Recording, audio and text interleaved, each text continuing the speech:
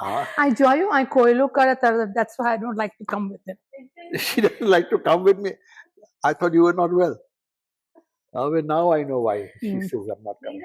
And I tell her I don't have patience because I'm not a doctor.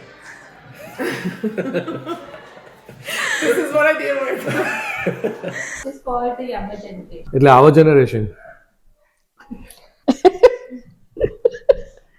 I'll tell you seriously, there were times initially in our marriage, like we went to a mall and she was upset at me at the end of the trip. And I'm thinking, what happened? We were at Starbucks, she didn't offer me a coffee. Like things like that, right? She expected stuff like that. That was romantic for her. That stopped long ago. Now, No, but- ma'am, I go and get myself to Starbucks. No, but or things say, like hey, that. you know my birthday's coming. This is what I like. If you tell me, I'll tell you some secret, and I'm like, you tell me whenever you are ready to tell me. And she's like, I want to tell you now. So ask me.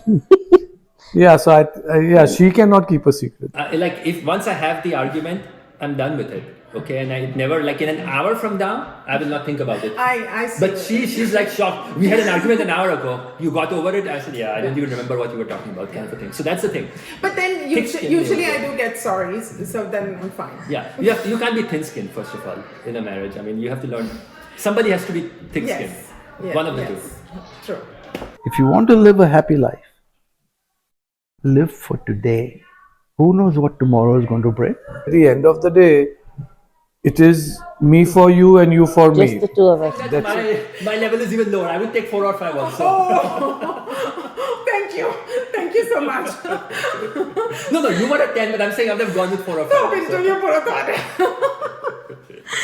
This Valentine's Day, instead of talking about skincare or supplements, I wanted to talk about something just as important for healthy aging: connection. We often focus on how we look as we age, but rarely talk about how our relationships shape how we feel, how we heal, and how we grow. My husband and I have been together for almost 9 years now, married for 5, and like every real relationship, we don't agree on everything. We argue, we learn, we grow. But instead of keeping this conversation just between us, I invited a few couples I deeply admire. They are wonderful people, super kind, super successful in their careers, who have built beautiful families and lives together. They've raised some of the most talented, kind, humble, and loving children I've met. You'll know what I mean when you meet them. I asked them some simple questions, nothing rehearsed, just honest moments.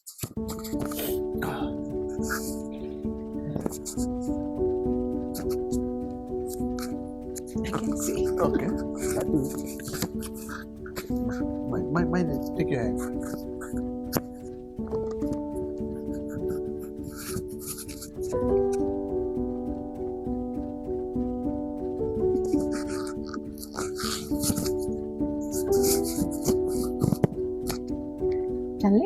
Darling, मेरा हाथ नहीं चलता.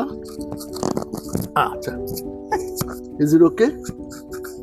Yes, sir. Okay, good. What's one small moment that still makes you smile? When I first met her, seriously, it made me smile. Do you remember the moment? Absolutely. Which restaurant was it, darling? Bistro. Bistro. She had graduated from becoming a stewardess. So one of her good friends was a very good friend of mine. So she invited me. We went there, and that's how we met. You don't love at first sight? No. Not for me. I really liked her. So I tried to take her home on my scooter, and she says, I know all the tricks, and she kept her elbow between the two of us. Was it scooter or motorbike? Scooter. Over all these years, what is something you've learned to be more patient about? Everything. It's give and take. I give you thanks. Yeah. No, seriously, it's give and take. It's to accommodate each other. When you get mad, I was always taught, walk away, that goes worse. That's how we did it. That's how I did it. I don't know how she did it. He has a short fuse. So whenever he got mad, I stayed quiet. When things calmed down, a day or two later, then we sat down and had ironed it out. Carried on. What do you admire most about your partner? Well, I don't know if I would say I admire about her, but she has a lot of patience. She doesn't flare up at once. She takes in a lot And it takes a lot for her to flare up. That's the one. Number two, the way I knew that she's mad at me, she would take the biggest, fattest novel. She could lay her hands and start reading it. And that way, I couldn't even talk to her. I would say hi, she'll bolu table par se. I would say hi, she says. So when I know she's reading a fat book, she's really mad at me. So I try to stay away from her for a while. What is it that you admire about him? Nothing. I like his quick wit. He's got a very good sense of humor, sometimes although quite koilu, but and he has a very good keen sense of business. So I knew I could always, rely on him, depend on him for anything. How has the meaning of love changed for you all in this time? Well, To look the other way. for me, it has become better. It has. Because when we were young, we were, sometimes we never thought, we just did things, said things. But now we understand how much we depend on each other, how much we need each other. It's like I always tell her, she takes care of my medication. Every Sunday, she puts 7 days of my medication, and I always joke with her. It may not be a joke, but I said, something happens to you before me, I will never take another tablet. And I really mean it, because I have become so used to her. There are times, like this morning, I told her, you need to get up a little early. She says, why? She says, you don't get up, I keep eating, because I've got nothing better to do. So you need to get up. So I know what to do. So it just depends. We are depending on each other a lot more. So I think it definitely increases our love for each other. What is one simple habit or ritual that has kept you all connected through the years and helped you all go through the tough phases of life? We really don't have a ritual as such. We go with the flow, and like we said earlier, we accommodate each other. Just got to keep an open mind and Totally. just keep going. Most important thing, you got to, as a married couple, you have to understand you're two different people. We are not the same. We are opposite. And that makes it more interesting, because it's not something that, oh, I want to turn right. She says, yeah, sure. It'll be, I want to turn left. And then we are accommodating. She is a Leo. I'm a Virgo. So when people came to know that, they said, oh, this marriage is not going to last. But we made it last. And now, honestly, we are just happy with each other. We don't need 10 people around us. So, and we have got good friends, as you can see. There are takers and there are givers. The two of us are givers. We love to feed people. We love to see happy families. We love children. We've got 2 grandchildren which we adore. And actually, they're going to graduate in a few months. And that's what we are planning to do, is go back to LA to attend the graduation. So it's something that you love, is family and friends. And with God's grace, we've got both of them. Good friends and good family.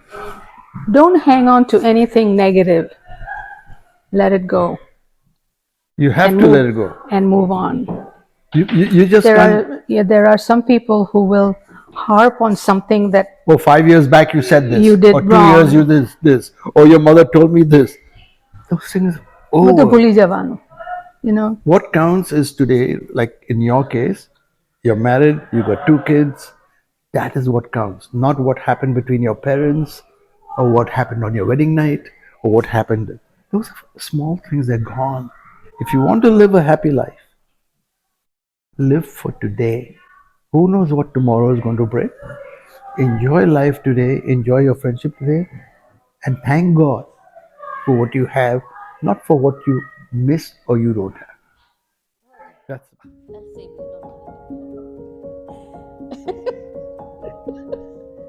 Who is more likely to break the tension with humor during an argument? Both of us. I think it is We 50-50. play off each other. Sometimes it is her, sometimes it is me. What is an inside joke or shared moment that still makes you laugh? She's not wrong. So on our first date, I thought he was coming. He asked me a joke, A Riddle. And I don't do good with riddles. My first answer is give up. So he came close to give me the answer, and I thought he was coming close to give me a kiss. And then he goes, meow. I was like, what? So you want to know the riddle? Okay. No, it's not important, but we'll tell you some other time. Who is more serious by nature and who brings lightness into your relationship? I'm serious. He's like, I don't think she's not serious all the time. No. no, I'm not. But I tend to be more introspective, let's say that, by nature. And you, Kurussh uncle? He's king of Koila. That's what my friends and people who know me say that I am. And I'm proud to wear that hat. What is one silly or simple thing you'll still enjoy doing together? Dinner is outside, not at home where I have to cook. No, but silly Silly thing. thing. Coffee time and just sitting, chatting, catching up, just making Yeah. fun of. We still like spending time with each other. We used to do that on a regular basis. Now we do it, but not that regular. We used to do over the weekends or Fridays date nights. So we would go out for a movie and dinner, and we did that for a long time. And we still do it, but not as Not often as regularly. Not as Yeah. we would do it every week. But now we do it, but not every week. But we enjoyed spending time with each other. What is one challenging phase that tested your relationship or a rough phase that you must have gone through but ultimately made you all stronger? I think when you marry into a family, and I'm quite sure quite a lot of women will have this viewpoint, that it takes a lot of adjustment, and it's challenging because you see him through your perspective of him being in his family and his relations. So it's a lot of adjustment, and that is very challenging because you have to give a lot of yourself away in that. And because you have to make a lot of compromises, and he was very supportive through the whole thing. So I think life goes in phases, so it's not only that phase. So when you grow, as you grow older together, you don't have like a map. You have to Adapt. support each other. How has laughter helped you all get through difficult phases of life, if it has? Or what is the coping mechanism you'll use? So let me go first. So as far as I am concerned, she's always there as the support. So I always know that come what may, I can rely on her support and know that she has my back. In life and business, there are ups and downs. And of course, we had our ups and downs, but she was always there as a rock, So I knew when I go back home, she's always there to support whatever decision that I have made, right or wrong. So that was huge for me as a trust factor, as a support factor. So that was big for me. It continues to be big for me. Behind every successful man, there is a Yeah. Yeah. But she's as successful as I am in the things that she that matter to me. Whatever she put her mind to do, she did. When we were in India, she had a good job with L'Oreal, and then when I said, hey, I have this opportunity to go to Canada, so she left everything and said, yeah, okay, let's do that. So, and frankly, when I had to go to Canada to set up some business, it was a matter of maybe 6 months or 9 months, and I told her that once I set it up, then we'll come back. And that never happened because from Canada, then we moved on to coming to US, and now we are here. So it has been now 23 years now. Yep. And yeah, laughter helps. It kind of it changes your outlook to a situation. From an ant's eye view, you go into a bird's eye view. Right? What is the secret to your happy, long-lasting marriage, and what advice would you want to give to younger generation? The biggest thing for me is the trust factor. So the trust that she has in me and the trust that I have in her, I think that is the fundamental thing that you need in any relationship. I believe in the younger generations, that is the one thing which is, maybe if they work on that or they concentrate on that, if you have the trust, I think everything builds from there. And I've never given her a chance to mistrust me, or neither has she given me a chance to mistrust her. And I think it builds from there. And then over the years, life happens, as we said. You go ahead. I think when you marry, when you decide to get married and commit to each other, you should do that with the understanding, solid understanding that this is non-negotiable. We go through everything. And then there are factors like respect, acceptance, love. All these things matter. If you don't respect your spouse, where is your marriage gonna go? If you don't have acceptance of who they are fundamentally, okay, where is your marriage gonna go? And then comes love. Love will just, it's conditional. In spouses also, love is a conditional thing. It's not unconditional. So love comes last in my understanding. It grows as you grow in a marriage. The definition of love actually is not what they show it in movies, right? It is so much beyond that. It is much beyond that. And then we keep reminding each other that at the end of the day, it is me for you and you for me. Just the two of us. That's it. You can, the family is there, friends are there, but they are there living their lives. But as far as depending on each other, it is just the two of us, and we have to make it work between just the two of us. I think that we keep reminding each other that at the end of the day, not even our kids, as far as relying on someone is concerned, it's just the two of us. I rely on her and she relies on me, and that's it. Well, one team, one solution. Yes. Yep.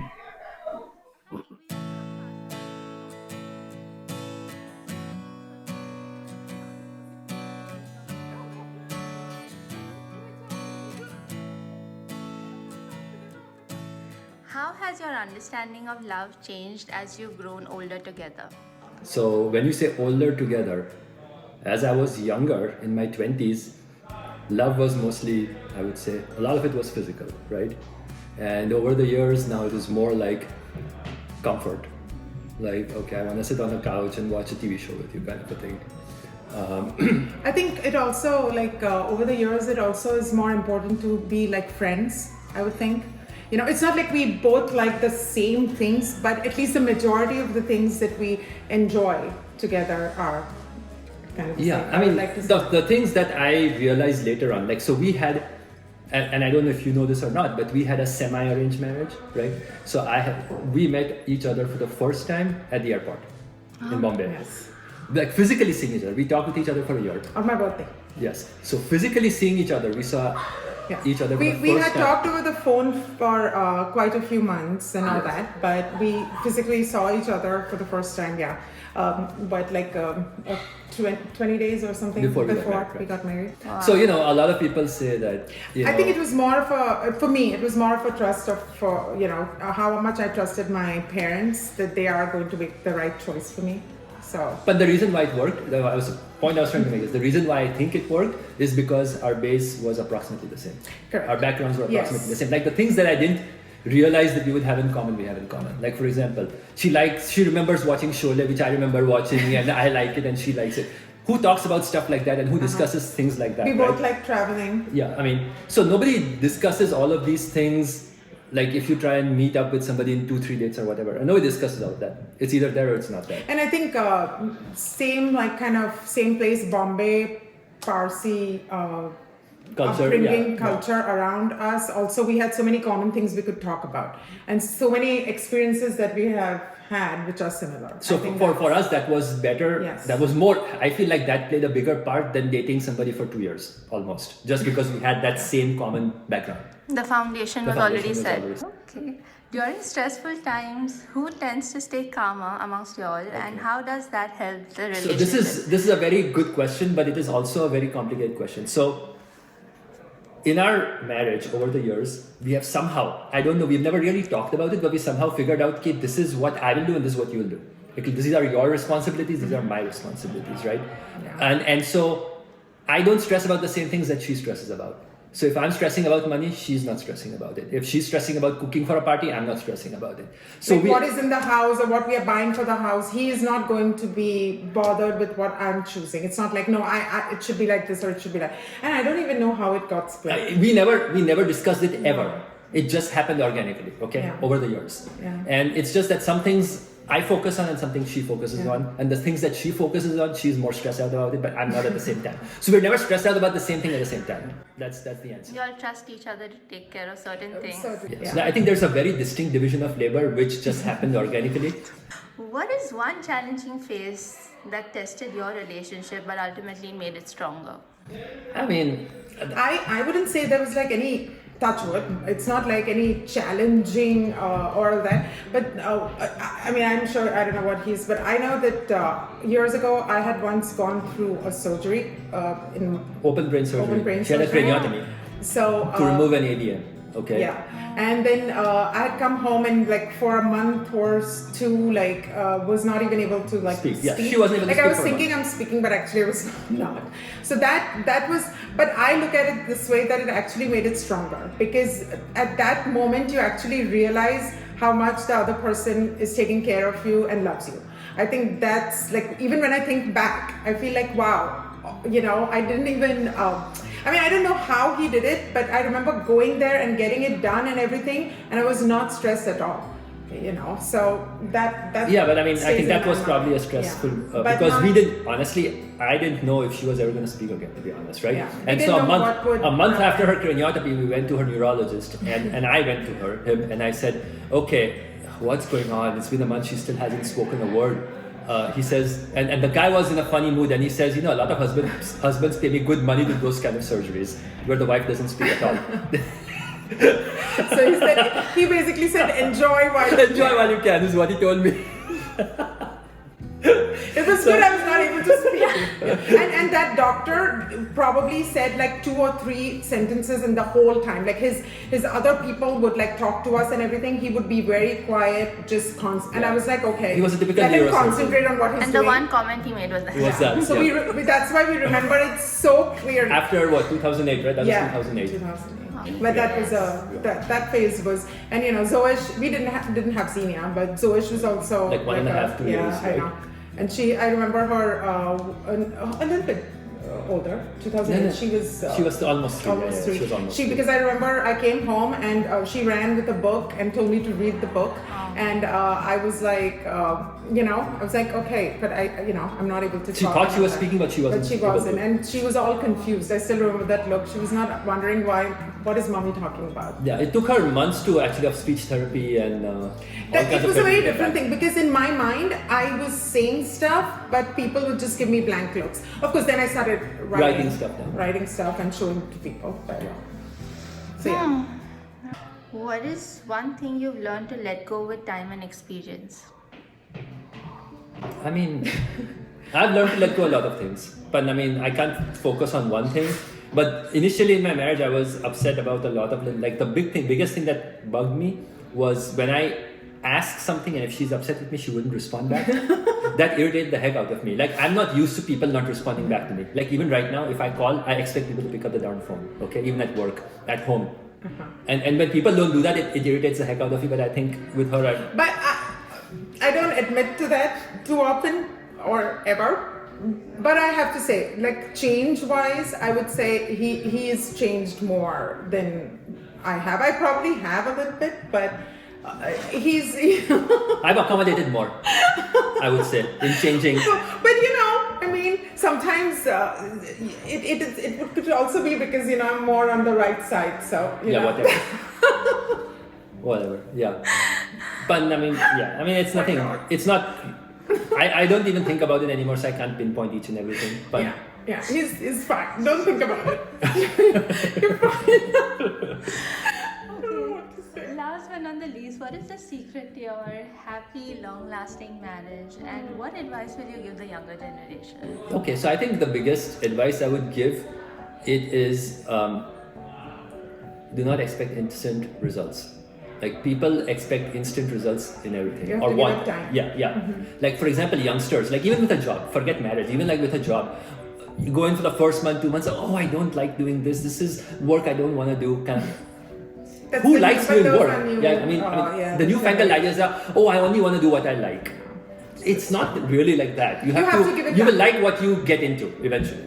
Though we kind of feel it more because like we told you now the way we got married, so we had to give it time. And to some extent, even with kids, like we had kids after like we got married in 2001. Yeah, we had but kids we in had 2005. 2005. So those first 4 years was actually a kind of different kind of fun. I'm not saying with the kids it's been a good fun and everything too, but those days were also like fun. I kind of remember the things we did, the traveling we did and everything. So it was different, less responsible. We are not looking after the kids and what they are doing. We were just looking at what we each other like, and we were doing that. So yeah, I think my biggest thing to youngsters is that if you have a good base that you share, good background that both of you share, then you can build upon that, right? Everything else you can work on.